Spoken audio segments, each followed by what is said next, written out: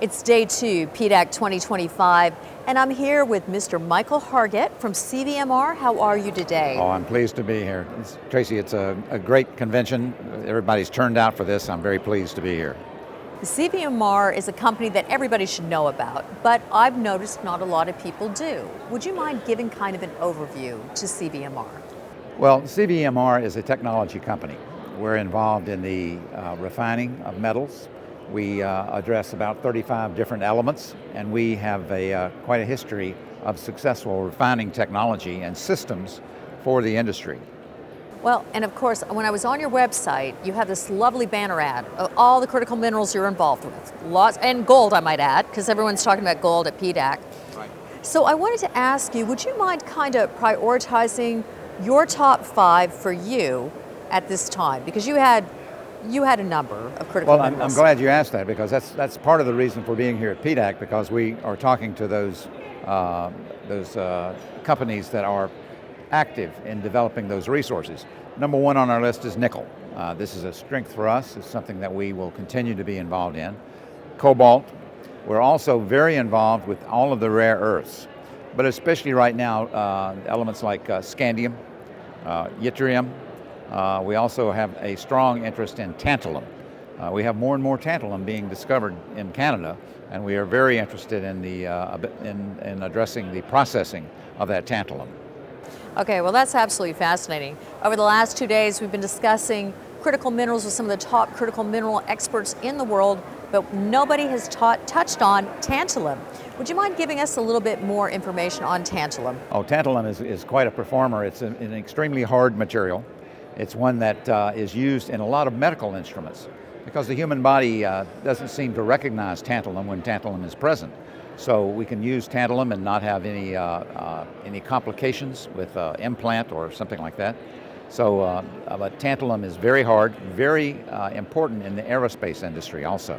So we're very interested in resources for tantalum. Number 2 on your list was cobalt, and of course the Congo's been in the news a lot lately. Where are you getting your cobalt, and can you give us a bit of an update on your cobalt production? Our cobalt resources are from the Congo. That is a rich resource for us. We'd like to see some stability in that area right now, but that is our resource currently. Okay, well can you comment on the Congo and how you're working in the Congo to make it more stable? Well, right now we're going to keep our heads down over there. There's a good reason to not be physically in the Congo, but we do expect that situation, that geopolitical situation, is going to stabilize. And when it stabilizes, we're going to be in position to continue our relationships there and resourcing our cobalt ore from that area. Rare earths, okay. Where in the world are you currently focusing on securing your rare earths? Because we both know there's a lot of companies claiming they have rare earths, but who actually has them? Well, keep in mind, rare earths are not rare. They're not common. And certainly getting enough rare earth in a concentrate to make it worthwhile in mining and developing the resource, that's the real challenge. Our focus right now is on the extraction technologies that are involved. The processing of the rare earths is tedious. Multiple steps, multiple processing of the liquors. What we're concentrating on are some options for extraction that use the chemical vaporization option. And that has great promise, and we're getting some very good results in that right now. Well, I don't know if I'm going to get in trouble here, but I'm going to try with this question anyways. Trump and the Ukraine for rare earths. Does the Ukraine have rare earths? Well, we're questioning whether or not that rare earth exists. The data is somewhere between 45 and 60 years old. The data resources are questionable, and the rare earths are concentrated in one little area in southeastern Ukraine. My first question is, which rare earths are there? That's unclear. You know, we have a reference to say there's rare earths there. Is it the light end rare earths, or is it the heavies? If it's the heavies, we're going to be very interested. If it's the light end, we're going to be less interested than we would be otherwise.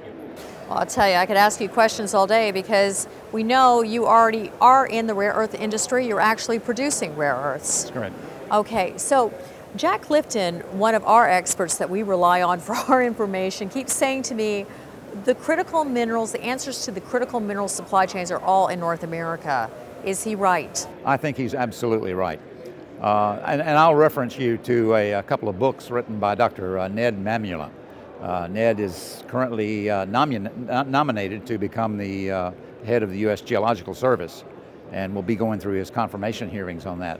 But in his last two books, he has pointed out the wealth of North America, the tremendous assets that we have that are undeveloped, that we simply have to commit to invest in, and we're going to reap a great wealth of value from that. So do we have the rare earths here? Yes, we do. We simply have to be about the priority of harvesting that rare earth. I look forward to the follow-up interview on that topic. The wealth of America and the rare earths are here. CVMR, a stealth-like company. For more information, please go to the following website. Thank you, Mr. Hargett. Great. Thank you very much. Good talking to you, Tracy.